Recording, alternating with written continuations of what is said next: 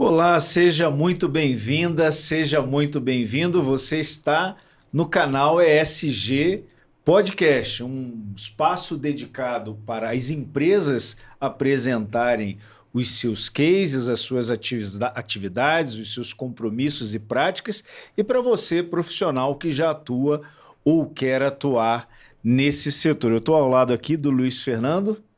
Ótimo, Valverde. Mais uma conversa muito rica com um participante aqui, um convidado especial. E para você que está chegando agora no canal, nós estamos em todas as redes sociais, praticamente, YouTube, Spotify, Instagram. Nos sigam. Eu sempre esqueço essa, Valverde, como que faz para se inscrever lá? Eu não sou muito de redes sociais. É só tocar se no inscreverem, sininho. Exatamente. se inscrevam, toquem no sininho para que vocês também saibam sempre que nós tivermos um novo episódio. E para você, uma empresa que tenha metas ESG, que se importe com esse tema, claro, venha participar com a gente, nos patrocine, nos apoie. Nós estamos aqui à disposição, buscando mais patrocínios, até para que a gente também tenha mais programas. Ótimo? É isso aí. E também convidamos a vocês a acessar todo um conteúdo, vários convidados, autoridades nesse tema ESG. E hoje aqui temos uma figura do setor, uma pessoa que tem uma carreira, uma trajetória muito inspiradora. Nós estamos com o Paulo Mindley aqui, né, Luiz? Ótimo, Paulo. Obrigado novamente por ter aceito o nosso convite. A gente estava aqui ansioso também para bater esse papo contigo. E, por favor, se apresente aqui para que todos te conheçam. Bom, prazer estar aqui. Muito obrigado pelo convite. Sou Paulo Mindley. Atualmente eu sou Head de ESG para Diageo na América Latina e Caribe. Minha carreira foi toda em sustentabilidade, né? Então, uns 25 anos aproximadamente de carreira, sempre no Brasil. Acho que tem bastante história para contar, vivência, como vocês puxarem a conversa, assim, para mim é sempre uma satisfação falar do tema e também olhar para frente. Ótimo, bacana. O Paulo e eu, Luiz, tenho a oportunidade de reencontrar o Paulo depois de quase 20 anos, né? Eu quero aquela foto, hein? Já te mandei, resgatei aqui uma foto.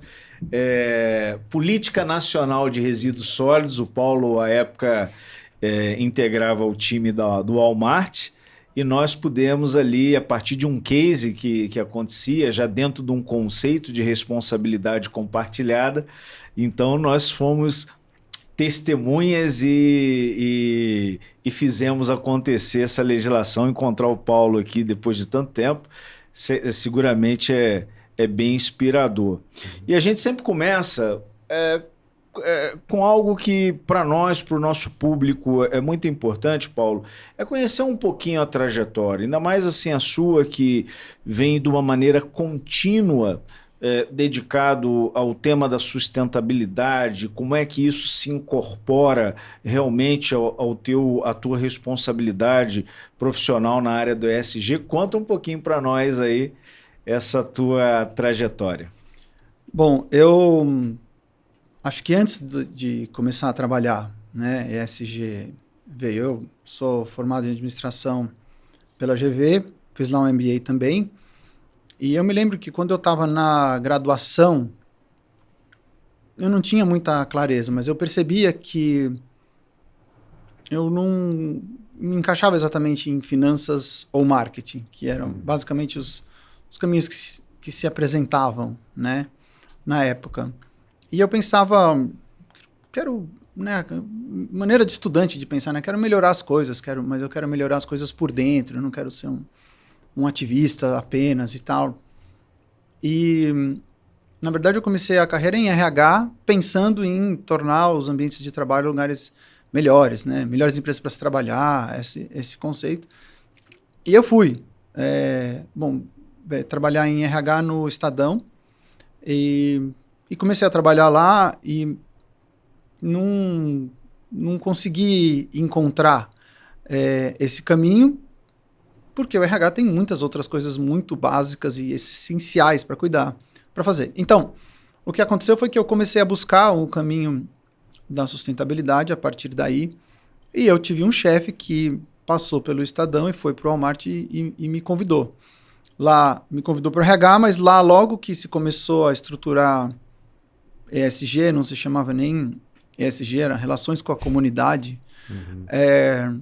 eu fiz essa migração, eu investi, né, eu pedi para mudar, eu consegui mudar. E isso, acho que antes, né, do trabalho, as pessoas com as quais eu circulava, eu era jovem, né, os adultos com os quais eu circulava... Ainda é jovem, né, para mim. É porque você não sabe.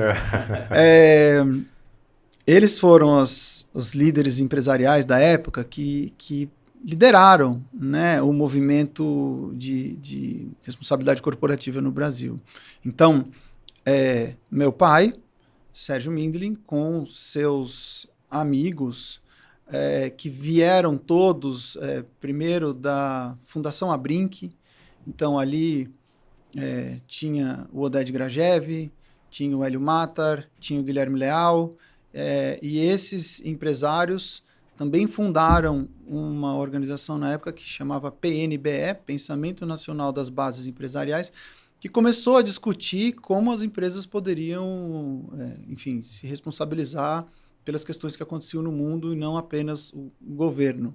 Nossa. A partir dessa instituição foi engendrado, né, concebido a criação do Instituto Ethos, e eu acompanhei,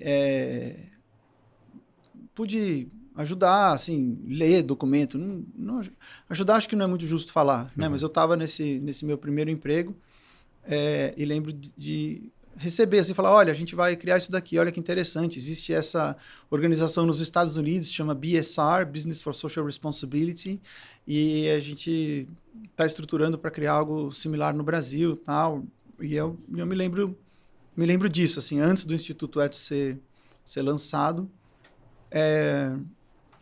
e me lembro das discussões, então, em casa, nos finais de semana, sobre, olha, vai acabar o petróleo, tem muita pobreza, o que pode ser feito, né? Não adianta só doação, essas discussões. Então, eu ouvia deles também muito, né? Olha, carreira em sustentabilidade, isso vai necessário, isso precisa acontecer, né? Então, isso também me ajudou a moldar muito, né? Minha visão, meu interesse. Eles todos empresários de muito sucesso, né? Presidentes de empresa, donos de empresa, e a partir daí eu fui trilhando um caminho. Quando eu entrei no Walmart, o Walmart tinha cerca de 9 lojas no Brasil, né? Estava só começando, era uma empresa bem pequena. Isso foi que ano? Eu entrei no Walmart no ano 2000.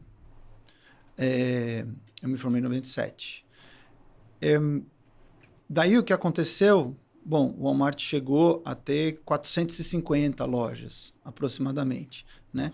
Foi crescendo, abrindo algumas lojas, depois fez uma aquisição do Bom Preço no Nordeste, depois fez uma aquisição do varejo da rede Sonai no sul do país e cresceu e virou uma empresa super grande. E à medida que isso aconteceu, pulando vários anos, mas a gente vai e volta no tempo aí para contar as histórias, é que à medida que a empresa cresceu, eu sempre tive uma personalidade, assim, bastante empreendedor, né? Então, eu colocava para arriscar, assim. Eu falava, olha, eu acho que a gente tem que, né? Eu me lembro uma vez, assim, tinha que escrever um 5-year plan, né? A empresa tinha coisa de, não sei, 15 lojas. Assim, eu já estava na cadeira de relações com a comunidade, assim. Eu falei assim, olha... O Walmart tem uma fundação nos Estados Unidos, né? Vamos criar uma fundação do Walmart no Brasil, né? E, daqui a 5 anos a gente faz, sei lá, aquela ideia, assim, né? Passou 2, 3 anos, aconteceram essas aquisições, tinha uma chefe nova, e aí eles falaram, tá, vamos criar. O que você acha? Eu falei, bom, é agora, né? E aí eu pus para acontecer a criação do Instituto Walmart no Brasil. Bacana. E depois fui diretor do Instituto Walmart por uns 8 anos aproximadamente, né? Trazendo seu crescimento, trazendo todos os projetos que a gente fez, assim. Então, essa provocação intraempreendedora e depois, além da provocação, realizar, né, o empreendimento, assim, né? O mundo é dos fazedores, né? De quem não está só na plateia, né? Então, isso foi muito, muito importante. Estou lembrando aqui, porque o Valverde falou, né, de quando a gente se conheceu, né? Esse foi um dos projetos, né? A gente implantou postos de entrega voluntária, né? Chegou a mais de 350 lojas do Walmart no Brasil. Foi uma parceria com a Coca-Cola na época. E eu me lembro direitinho como esse projeto começou. E foi assim, eu fiz uma visita a Salvador para visitar alguns projetos. Eu fui visitar cooperativas de costureiras para conhecer. Tinha uma ideia de fazer projetos de geração de renda. A gente tinha parceiros na época para fazer esse tipo de coisa. E aí, o pessoal que foi meu anfitrião lá, a ONG que realizava, era o Pangeia, com o Antônio Bunschaft. Perdi contato, não sei. Um grande amigo. Não sei como eles estão. Um abraço aí, Bunschaft. Grande querido. Ele me pediu, ele falou assim, você não pode ficar mais um dia, né? Quero te mostrar uma coisa, quero te mostrar a cooperativa de catador, né? E eu mudei a passagem, fiquei um sábado lá, falei, vamos lá, né? E fui visitar e fiquei com aquilo e ficamos com aquela ideia, assim. E aí eu me lembro que foi uma coisa assim, eu voltei para o escritório, eu fiquei 2 dias assim, eu falei, eu só vou desenhar isso, só vou ficar levantando custo, tentar entender. Se eu colocar para as pessoas, né, como falava na época, né, doarem seu lixo, né? Depois não é nada disso, né? Entregarem seu resíduo reciclável, né? E se com isso eu conseguir colocar uma cooperativa de catador para pegar esse resíduo e com isso gerar renda ao invés da empresa que a gente pagava para destinar o resíduo, assim, e fiquei com aquilo, e aí eu passei foram literalmente 2 dias, assim, bom, quanto que vai custar, quanto que tem que investir dos coletores, quanto que tem que investir de comunicação, se eu colocar buzzdoor, se eu colocar outdoor, e falava com o Bunschaft e voltava, assim, eu lembro de montar um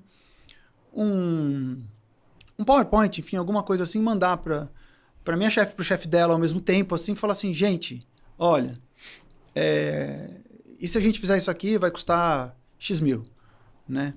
E falei, sorte esteja lançada, né? Assim, vamos tentar, ver, passou um tempo, um e-mail, ok, vamos fazer.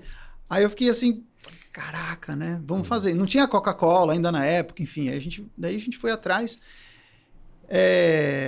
Outra vez, assim, essa pegada intraempreendedora, assim, porque senão não ia sair, não foi uma coisa pediram, né? Então eu entendo também, assim, na sustentabilidade vem a necessidade de ter mente crítica, olhar para o mundo, inovação, provocar soluções que não existiam, né? Isso provocou um envolvimento gigante, né? Com o Movimento Nacional dos Catadores, com a relevância que teve esse projeto para aprovação, criação e aprovação, né, da Política Nacional de Resíduos Sólidos.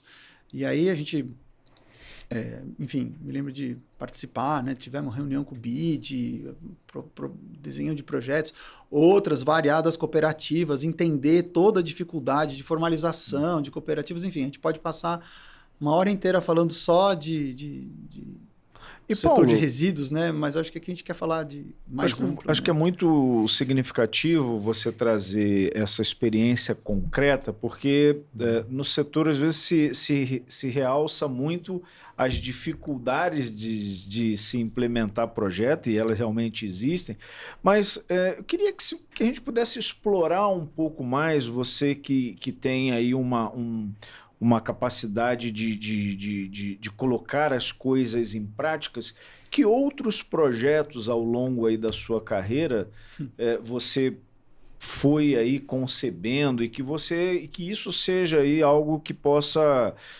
trazer, inclusive, referências aí para quem nos assiste, né? Os que você fez e também o que você tá fazendo e o que está por fazer.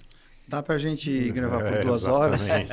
Dá para ser um pouco mais específico dos projetos. Primeiro, eu acho que tem assim, eu gosto de contar uma história, porque como eu contei, né, onde eu estava lá no começo, né, veja, nos anos 80 eu era criança, adolescente. Então, nos anos 80, era salvem as baleias, né? Há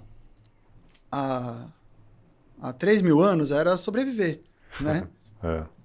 Mas nos anos 80 era salvem as baleias, com doação.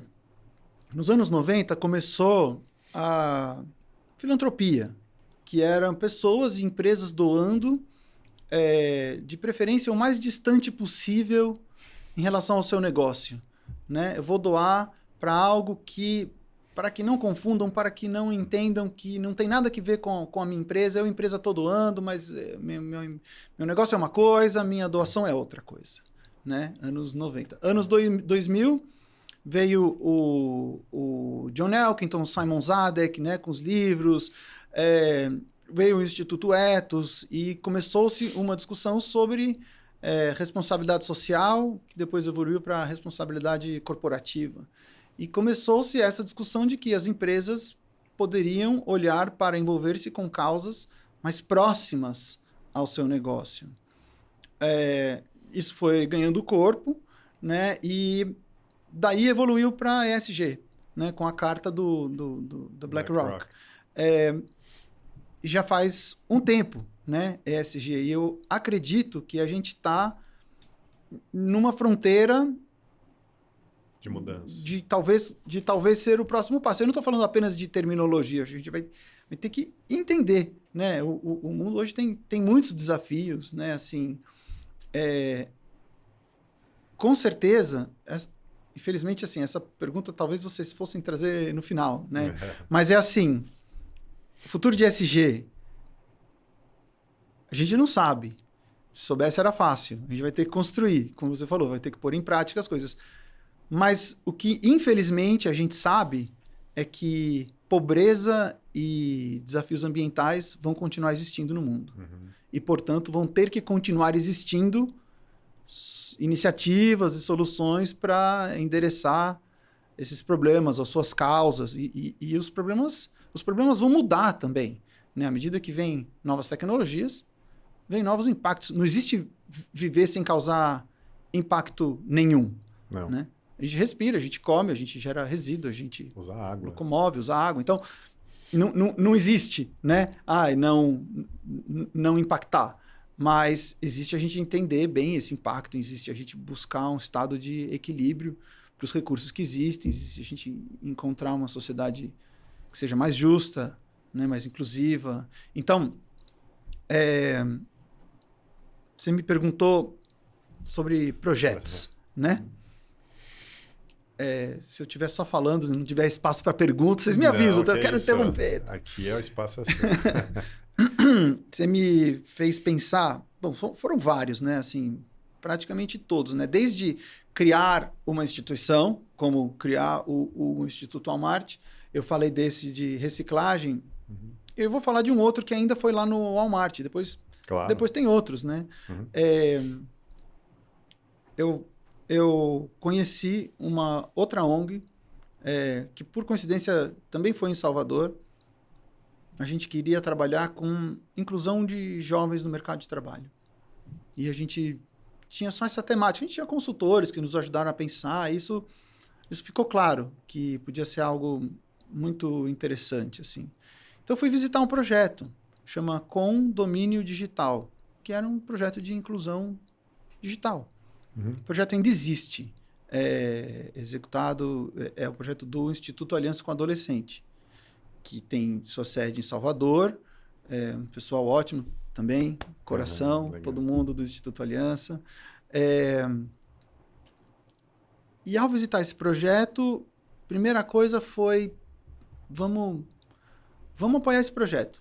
Gostamos. Levamos o executivo lá, os jovens do projeto tinham feito uma pesquisa, sabe, sobre o executivo, sobre o presidente. Ele ficou até surpreendido com nossa, esse pessoal soube se posicionar, gostei desse pessoal. Preparado, se prepararam para fazer, né, a minha visita e tal. E aí, ele falou, não, vamos apoiar, né? E aí, muito legal, a provocação do executivo, ele falou assim, não quero só apoiar, eu quero contratar esse pessoal para as lojas. Varejo, né? É um setor de mão de obra intensivo, né? Verdade. Precisa de muito, né? O Walmart acho que chegou a ter 70 mil funcionários, Nossa. né? E o turnover Só no Brasil. Só no Brasil, imagina, no mundo é muito mais, né? É. E o turnover ele é razoavelmente alto, né? Especialmente nos 2 primeiros anos de empresa, especialmente nas posições de frente de caixa, enfim, muitas vezes são posições de pessoas que estão começando o seu trabalho e querem depois fazer outras coisas e sonhar com outras coisas. Então, a gente começou a apoiar esse projeto e a partir disso ficou claro também, né, que um projeto de inclusão digital ele gerava nesses jovens uma aspiração, como eles diziam assim, de eu quero trabalhar em escritório, eu quero trabalhar com computador. E não é essa a realidade do varejo. Né? A realidade do varejo é trabalhar atendendo público, né? Umbigo no balcão, sorriso no rosto, né? Falar com gente, andar, tá na loja, né? E então, eu me lembro direitinho também, né? Assim, tá com esta ideia nascendo, né? Conversar um pouco com o pessoal da ONG e num momento no corredor, assim, com a minha chefe também, falar para ela assim, e se a gente fizer um projeto para formar o pessoal para trabalhar nas nossas lojas, focado nisso, né? E criamos, né, a Escola Social do Varejo, que ainda acontece.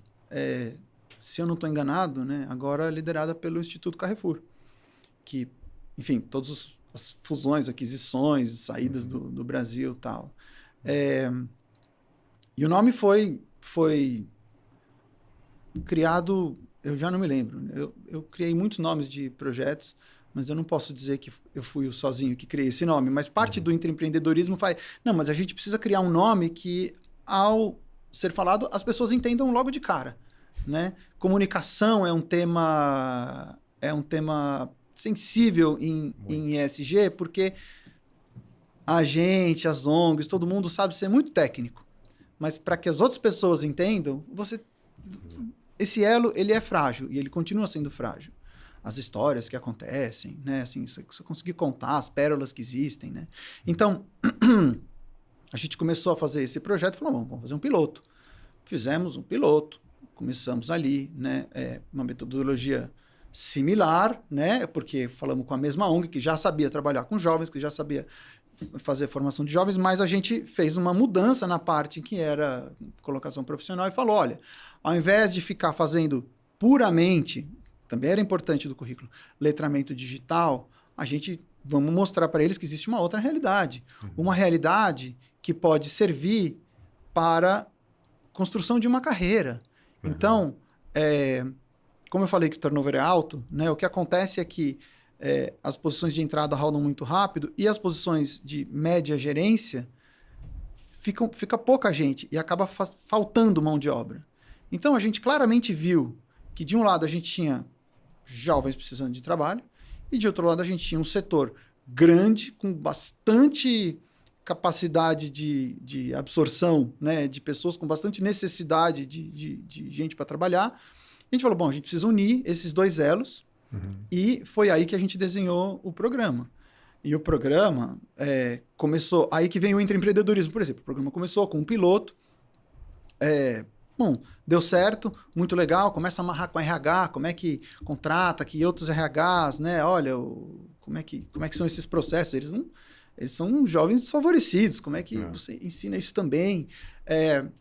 E aí, assim, alguns meses adiante, poucos meses, 3 meses adiante, o piloto falou, não, vamos fazer vezes 10. Né? E aí eu lembro de chegar com o pessoal do Instituto, eles falaram assim, não, a gente quer fazer vezes 10. Eu não me lembro agora os números, eu acho. A gente não quer fazer 150 jovens, a gente quer fazer 1.000 por ano. Não me lembro, acho que esse era o número, assim. Depois acho que chegou a 1.500 por ano, enfim. Era uma formação de uns 3 meses, assim. E eu me lembro deles arregararem o olho, assim, falar assim, uau! Né? Eu falei assim, não, a gente consegue. Agora, a gente tem que conseguir fazer, porque senão a empresa precisa comprar o projeto para valer, então a gente conseguiu um pouquinho com o piloto, a gente vai fazer agora, mas agora tem que dar certo. Né? Nas estações, nos postos de entrega voluntária foi a mesma coisa. A gente fez em 10, deu certo em Salvador, agora como é que a gente faz em 350 lojas? Não pode dar errado, porque a gente os executivos olham e falam assim, eu te dei dinheiro, quero ver que funcione. Claro. Você tem um pouco de crédito de que você sabe fazer e agora você precisa fazer para ter mais crédito para fazer mais coisa. Então, da sua pergunta de fazer, né, tem que ser fazedor. Né? Eu acho que é difícil. Claro que é difícil, né? Se fosse fácil, não precisar da gente trabalhando nas empresas, né? Ideias do que colocá-las em execução, né? Eu nem sei se é mais fácil, né? À medida que os desafios vão ficando mais complicados, as ideias não são tão também simples, mais talvez, escassas, né? Mas exige muito dessa capacidade de saber transitar no mundo do terceiro setor, da cooperativa, falar a linguagem mais simples do pessoal, saber entender o jeito de pensar, né? E conseguir também fazer parte do mundo corporativo. Porque se você for um agente muito estranho ao mundo corporativo, o mundo corporativo também vai te falar, você não pertence aqui, eu não vou te ouvir, assim. Eu agregaria isso também, a questão desse nosso tema, ESG, em que pese não haja um regulatório propriamente específico, né? Como, por exemplo, nós temos uma política nacional de resíduos sólidos, mas é importante também as empresas, e dentro dos seus projetos, também terem um diálogo, saberem exercitar esse diálogo com o poder público, né? Porque em muitos desses casos, o programa ou o projeto ele vai, de alguma maneira, ser fundamentado, ser trilhado a partir de uma legislação ou de uma norma específica, né? Então, aí voltamos aí ao princípio da responsabilidade compartilhada que criamos, né? E que hoje acaba também orientando aí várias ações aí em ESG. Acho que você está trazendo um ponto que é muito relevante, né? A capacidade de execução e de investimento do setor empresarial, ela, sempre vai ser limitada, né? De qualquer setor. Mas, quando comparada com a capacidade de investimento de transformação do poder público, é muito pequena, né? Então, todos os projetos que almejem uma transformação social relevante em escala têm que olhar para o caminho de criação e implementação de políticas públicas. Senão, vai ficar aquele projeto que fica lá, que não tem nada de errado, mas ele vai ter o seu tamanho e do tamanho que os investidores sociais ou os patrocinadores puderem fazer. Né? Acho que na história que eu contei da história do ESG também vale ressaltar, eu não tenho certeza, mas eu acho que foi ali pelos anos 2000, eu lembro de ver uma palestra lá em Osasco, onde era o escritório do Walmart, do Fernando Rossetti.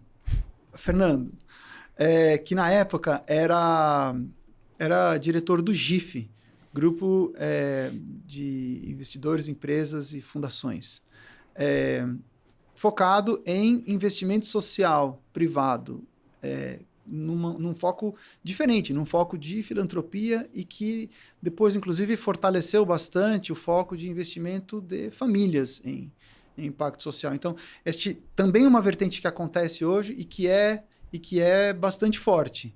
Mas talvez não seja tanto o foco da conversa aqui, mas merece um destaque e merece conversas, porque são famílias com bastante capacidade de transformação, de criação.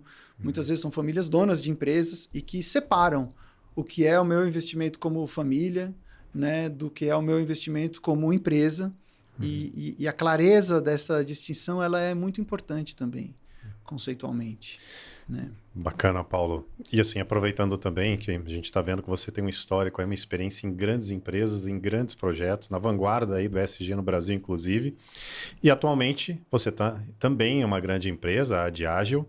E a gente gostaria também de ouvir um pouquinho dos projetos que você tem tocado hoje em dia, né? De alguns projetos importantes dentro da Diageo, mas assim, as pessoas conhecem a empresa eventualmente pelos produtos que ela fabrica, que são comercializados, mas não exatamente a Diageo. Então, Então, se você puder primeiro dar um parâmetro de quem é a Diageo, né, onde que ela atua, quais são os produtos que ela tem produzido, e depois para que você traga os projetos da empresa que você tem participado, seria interessante. Tá bem. Bom, a Diageo, ela é a maior empresa de destilados do mundo. As pessoas, em geral, realmente conhecem pelas marcas. Johnnie Walker, Red Label, Blue Label, Black Label, Gold Green, Gin, Tanqueray, Gordon's, cachaça e pioca, né, no Brasil, cerveja Guinness, Smirnoff também, né? Baileys, tem vários, né? Faz uns anos a Diageo, ela divulgou suas metas 2030, colocou indicadores em 3 grandes blocos. Então, sim, bastante atrelado a todos os objetivos de desenvolvimento do milênio, os 3 grandes blocos... Oh, meu Deus. Os 3 grandes blocos,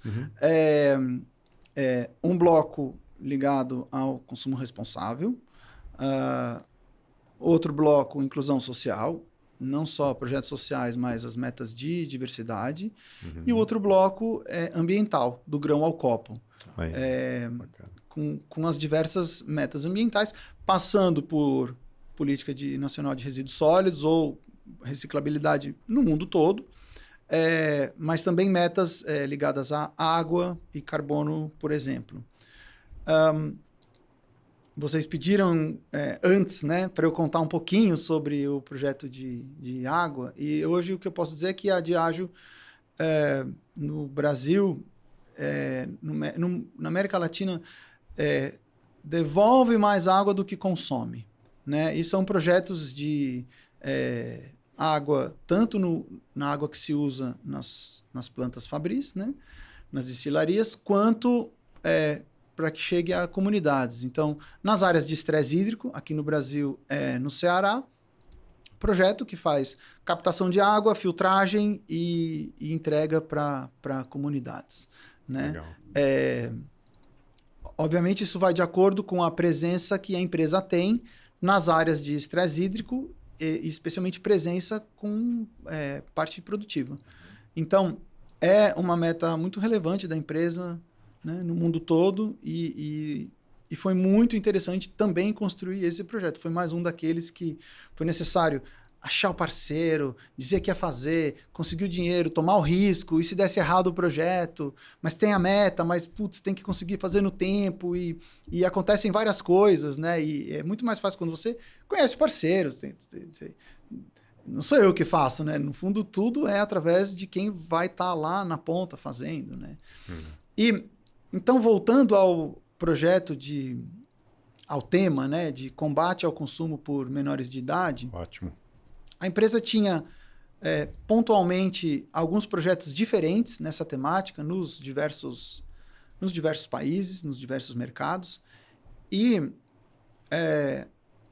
bom, eu fui chamado no final de 2018 para começar na Diageo como consultor. Eu volto no capítulo de consultoria se der tempo. Claro. Eu era sócio da consultoria Gestão Origami, e um dos clientes era a Diageo. E aí, a Diageo me chamou dizendo, olha, a gente quer estruturar melhor a nossa gestão de sustentabilidade. A gente quer que você venha aqui para nos ajudar a pensar, e possivelmente a gente quer que você fique... Nesse momento, a gente quer que você fique como consultor full-time. E a gente falava, olha, consultor full-time é um desafio, porque eu tenho vários clientes. E, na verdade, eles falaram, não, a gente quer que você estruture e depois que você fique. Tá bom, né? Então, eu comecei essa transição. E, como parte dessa estruturação, veio outro intraempreendedorismo, que foi a criação do Instituto Diageo, que segue existindo, né? Instituto Diageo no Brasil. Hoje é liderado pelo Gabriel, né? Com todo o conselho também do Instituto, formado pelos executivos da empresa. E primeiro intraempreendedorismo, então, na Diageo foi a criação desse instituto, com todos os desafios que isso representa, porque a área de finanças não sabe, a área de RH não entende, a área jurídica. Então, você vai criando todos esses laços internos. E um dos projetos que existia, eu já sabia que a área global da Diageo estava querendo estruturar um projeto consistente, globalmente, na sua estrutura e metodologia de combate ao consumo por menores de idade. E como no Brasil ainda não tinha um projeto assim acontecido, quer dizer, tinha acontecido um projeto muito bom antes, que serviu de base piloto, metodológica, e tinha alguns outros, tinha um no Peru, cada um com seu nome, cada um com sua marca, cada um com sua metodologia, variações, né? Eu peguei o projeto e falei, bom, tá bom, se isso aqui vai ser algo novo, já vamos partir daqui, começando por onde está sendo indicado que vai ser o caminho. Só que, pela minha experiência, quando eu recebi a meta, digamos, do que eles esperavam, eu olhei e falei, isso aqui é muito pouco, isso aqui não, né? Pelos outros projetos que eu já tinha feito. Então, eu me lembro que a meta era, sei lá, atingir aproximadamente 8 mil alunos, né? De ensino médio de 11 a 17 anos, né? Então, final do Fundamental 2 até o ensino médio, escolas públicas. E como eu conhecia o Instituto Aliança lá, dos outros projetos, né, do outro projeto, eu sabia muito bem da relação intensa que eles continuam tendo com o poder público e com implementação de projetos de educação nas escolas. E eu conversei um pouco e falei, olha, eu acho que para a gente ter um impacto, a gente tem que falar de 80 mil. E assim eu fui ousado, assim eu me comprometi. Muitas pessoas arregalaram os olhos, né? Muitas pessoas duvidaram, acho que é normal. Me lembro de um colega, ao começar a reportar os números, assim, um colega fala, não, mas esse número tá certo, né? Não, tá certo, é esse número, né? E o que aconteceu? Mesma coisa que tinha feito com a Escola Social do Varejo, garantia de um projeto consistente, metodologicamente consistente, com um parceiro executor em todo o Brasil, concentrado em alguns estados e com um planejamento de expansão para os vários estados, com todos os relacionamentos que isso exige de criação, com Secretaria de Educação, com escolas, enfim. E o que aconteceu em seguida foi que a empresa teve um campeonato interno para apresentação de projetos inovadores de ESG. Interno no Brasil ou no mundo? Foi na América Latina. América Latina. Foi a CFO América Latina que falou, olha, vamos fazer um campeonato de inovação, de projetos inovadores para nos ajudar nas nossas metas 2030.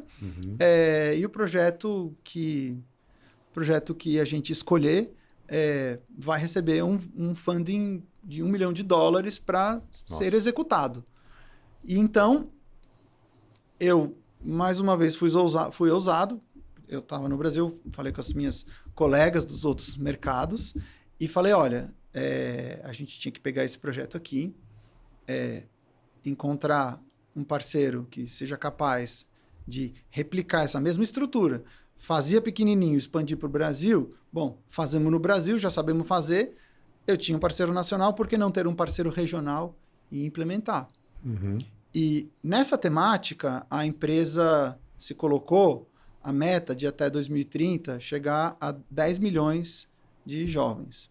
Nossa. É um projeto de sensibilização que leva um teatro às escolas. Isso que eu ia perguntar, como que é a prática desse...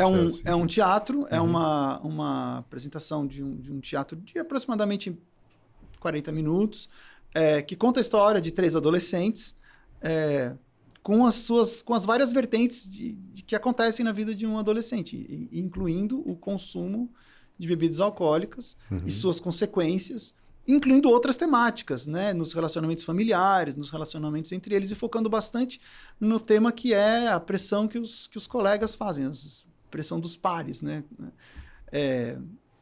E então, isso faz com que os adolescentes se reconheçam muito, né, na história e prestam muita atenção. E é curioso, porque um dos indicadores é que eles não ficam olhando o celular durante a apresentação do teatro. Olha.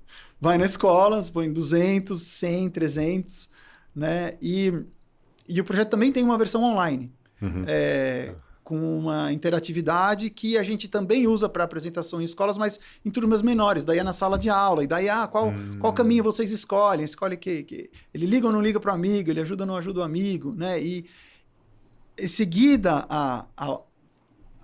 ao filme, né, o curta-metragem com as interações, ou que você pode seguir a história de um personagem ou de outro, ou em seguida a apresentação do teatro, existe uma dinâmica que é um debate mediado ali por facilitadores, que às vezes são os próprios atores, né, e incluindo os alunos. O que você faria nessa situação? Você aceita? Você não aceita?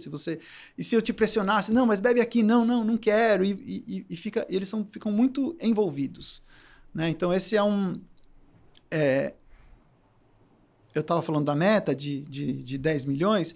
Isso sim acontece em mais de 30 países hoje, mas com essa nós ganhamos o campeonato, né, com a nossa proposta, e falamos de fazer bons. A gente faz 80 mil no Brasil, vamos fazer 800 mil na América Latina e Caribe. E falamos, olha, a gente vai entregar a maior parte da meta global na América Latina e Caribe. E a gente vai fazer com que a empresa chegue nos 10 milhões antes de 2030. E os presidente, diretor global de responsabilidade... Desconfiaram novamente de relações corporativas. Não desconfiaram, eles apostaram. Falaram, tá bom, vamos. Façam. Aí é que são elas, né? Você falou, executar. Aí agora tem que executar. Entrega. Aí é que começa, né? Na verdade, assim... Porque eu sempre digo, né? Dinheiro existe no mundo para bons projetos. Se você conseguir desenhar um bom projeto, você vai conseguir os apoiadores. Eles vão te desafiar e você tem que mostrar que funciona, né? Então isso acontece, eu digo isso sempre muito dentro das empresas. A hora que você vem com um bom projeto, fica lá, uma hora você vai conseguir o funding. Resultado, fizemos. O que aconteceu foi que no meio do caminho, a CFO, sem aumentar o nosso dinheiro, nos desafiou. Por que 800 mil? 800 mil é um número feio, quero 1 milhão. A gente falou, meta extra, né? Combinado aqui era 800 mil, mas vamos correr, vamos esforçar. E fizemos, né? Um pouco mais de 1 milhão. Isso foi 2020... Não. Acho que isso foi 2021. Porque teve pandemia. Exato. 21 para 22. Eu não tenho mais certeza, desculpa. Eu acho que foi 2022. Tá. Então, o que aconteceu foi que no ano seguinte, renovamos o projeto, de novo buscando as maneiras de financiar, e a gente vem entregando, desde então, o resultado de 1 milhão de jovens alcançados por esse projeto de sensibilização anualmente. Nossa. A empresa deve chegar na sua meta entre esse e o próximo ano, e segue com bastante discussão sobre, olha, a gente precisa continuar, não é porque chega numa meta que, para o projeto. A temática é uma temática relevante. Então, hoje, parte da criação deste projeto, que passou a ser um projeto regional, levou à necessidade de que existisse uma pessoa gerenciando este projeto regionalmente, pessoa cuja qual vinha a ser este que vos fala. Então eu falei, olha, precisa de um gerente para este projeto, e a partir daí eu também trouxe a visão de que, olha, existem outros projetos que precisam ser geridos. O presidente de Ágil América Latina, ele começou a falar, olha, a gente precisa ter na empresa uma visão borderless Slack, porque tem muita coisa que a gente está trabalhando apenas bloqueado por país, né? E a gente pode ter coisas que sejam borderless. E ele usou esse projeto como exemplo. falou, olha o que dá para fazer. Isso foi um dos critérios, inclusive. Ele falou, olha o que dá para fazer. Se dá para fazer isso nesse projeto, a gente tem que conseguir fazer isso em outras coisas. E a empresa vem fazendo, e vem tendo esse olhar. Então, eu trouxe, não apenas para gerenciar um projeto, esse PMO de um projeto, mas eu trouxe a visão de que, olha, existem outros projetos que ou a gente está tendo investimento vindo da área global, né? Ou a gente está tendo investimento vindo da área regional, ou a gente está tendo investimento vindo dos mercados, mas que são comuns a mais de um mercado e que precisam de uma orquestração, né? Ou de uma gestão mais próxima, para que a gente consiga seguir evoluindo a empresa no olhar de uma gestão regional de ESG, principalmente, neste caso, na área de impacto social. A área de impacto ambiental é bastante liderada pelo pessoal da área de produção e de supply. A Diageo, ela não tem tudo concentrado na pessoa de ESG, todas as metas. Isso é realmente bastante capilarizado, como é algo que se falava que não acontecia, né, no passado. Então, isso vem acontecendo de uma maneira bastante interessante. O projeto continua, o projeto tem, ao longo dos anos, mais de 500 acordos feitos com instâncias do poder público para que a sua implementação possa acontecer, o que justamente caminha na linha do que a gente estava falando há pouco, que é o impacto e a fusão, né, e a criação de políticas públicas, porque isso possa ser absorvido em escala. Não sei se eu respondi a sua pergunta. Respondeu super bem. Agora eu estou entendendo porque o Paulo veio conversar com a gente antes, o Valverde falando, mas é só 1 hora de programa mesmo, porque é tanto conteúdo que realmente 1 hora vai ficar pouco tempo.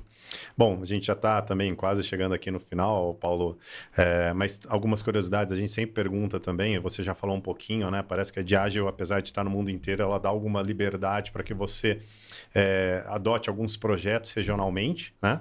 E pelo visto é um projeto que começou aqui no Brasil, que veio de fora, mas foi implementado melhor no Brasil e está sendo replicado como tendo uma base aqui dessa experiência que vocês fizeram no Brasil e América Latina. Mas se você puder ter um pouco falar como que é essa parte de relatório de sustentabilidade, é um relatório geral para o mundo inteiro da Diageo, vocês fazem relatórios regionais aqui do Brasil, ou como que é essa parte de report, até você trouxe a questão da comunicação, realmente a comunicação de ESG é muito delicada, né? Porque pode ter um ESG washing, um green washing, e como que vocês tomam cuidado com isso, se precavem sobre essas questões? Obrigado pela pergunta. A empresa é muito criteriosa com isso.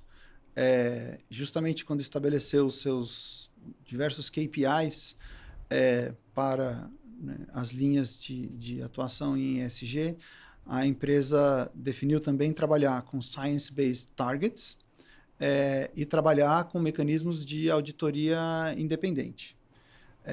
Então, nesse projeto que eu estava descrevendo, por exemplo, a Pricewaterhouse audita. Então, os resultados que a empresa divulga são resultados com processo garantido pela Pricewaterhouse de que não tem duplicidade, de que foi implantado de acordo com os procedimentos estabelecidos. O projeto ele tem um pré e um pós-teste feito com os alunos com uma definição estatisticamente relevante de amostragem. Um projeto, portanto, ele divulga, né, a partir desse pré e pós-teste, a porcentagem de alunos que estão menos propensos a consumir bebida alcoólica nesse processo, que é uma avaliação de reação. Na América Latina passa de 70%. Né? O número é relevante. E a mesma coisa acontece para todas as outras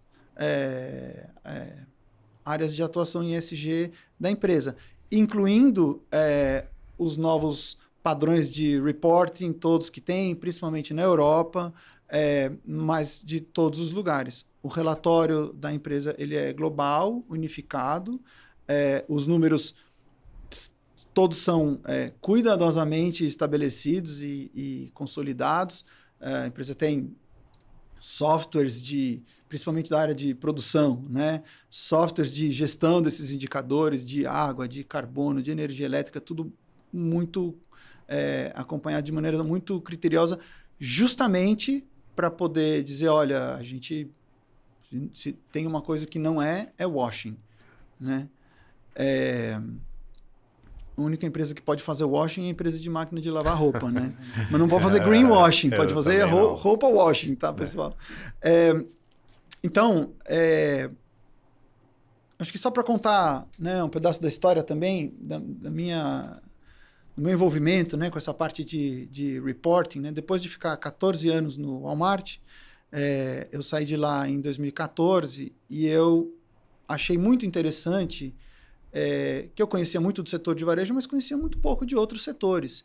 E dentro das oportunidades que me apareceram, além de um convite para virar conselheiro do Greenpeace, que foi uma experiência muito interessante para poder melhorar a governança, estabelecer conselho fiscal, coisas que precisavam ser fortalecidas lá, veio um convite para trabalhar como sócio na consultoria Gestão Origami.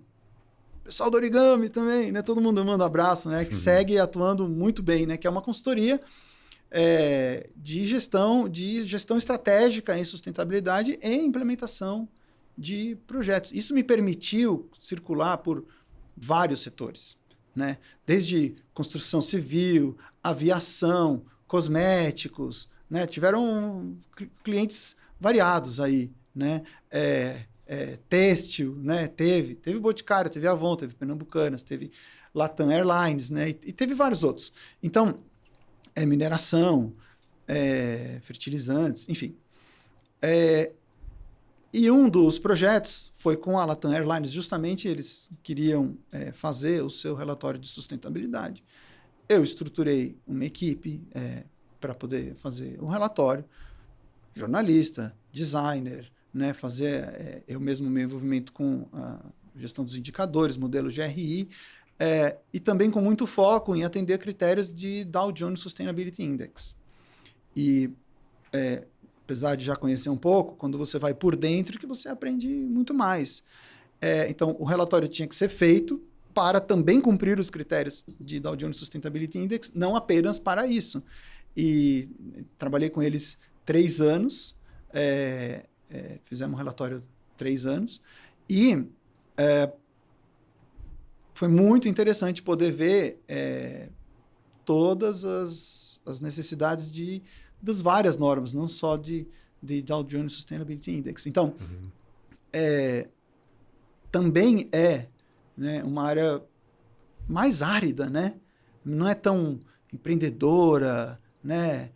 Disruptiva, super interessante, mas você tem que fazer relatórios, tem que fazer disclosure, para você, inclusive, poder acompanhar, para você poder ter baseline e evolução. Então, eu acho uma área assim extremamente relevante, né? Bacana. Longe de ter sido só isso que eu fiz na Origami, né?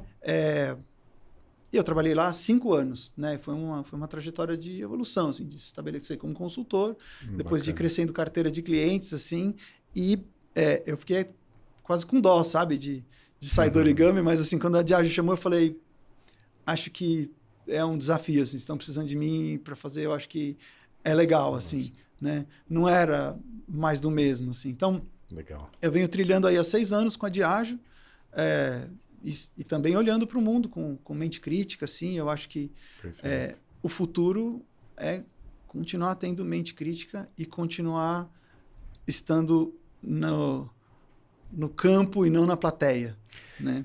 Nossa, ótima frase para encerrar o programa. Infelizmente a gente vai ter que terminar agora também, mas agradecer de novo, Paulo, você realmente tem muito conteúdo, acho que ficou um programa muito rico, né, Valverde? Muito. Para mim que foi uma satisfação também, chance de rever a história, contar de projetos. Deve ter tantos outros que eu acabei não falando, mas eu tenho super interessante. Assim. Não tenho dúvidas. E o que nós buscamos trazer aqui no nosso programa é justamente aspectos conceituais. Nós temos aqui a premissa de democratizar, né, o conteúdo sobre ESG, e fazer isso não só trazendo conceitos, as teorias, mas também ficamos muito felizes quando a gente consegue trazer práticas aqui que tem tudo para inspirar quem nos assiste.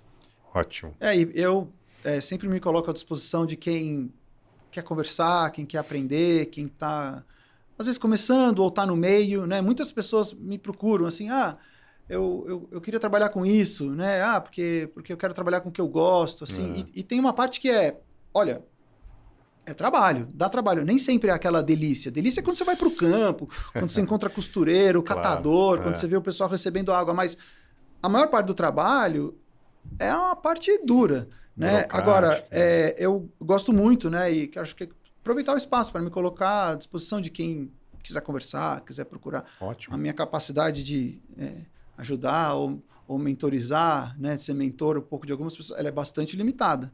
Mas eu acho que é parte, né, de quem já está numa carreira mais evoluída. Assim. Ótimo. Então a gente já está aproveitando. Onde que o pessoal pode te achar? No LinkedIn? No LinkedIn. No LinkedIn. Tá. Paulo Mindlin. Paulo Mindlin. Ótimo. Vai estar com o teu nome aí no começo do programa também, então o pessoal consegue te achar por lá. Joia. Então, ótimo. Muito obrigado, Paulo. pessoal. Obrigado mesmo. Adorei. E nos vejam no próximo episódio. Obrigado.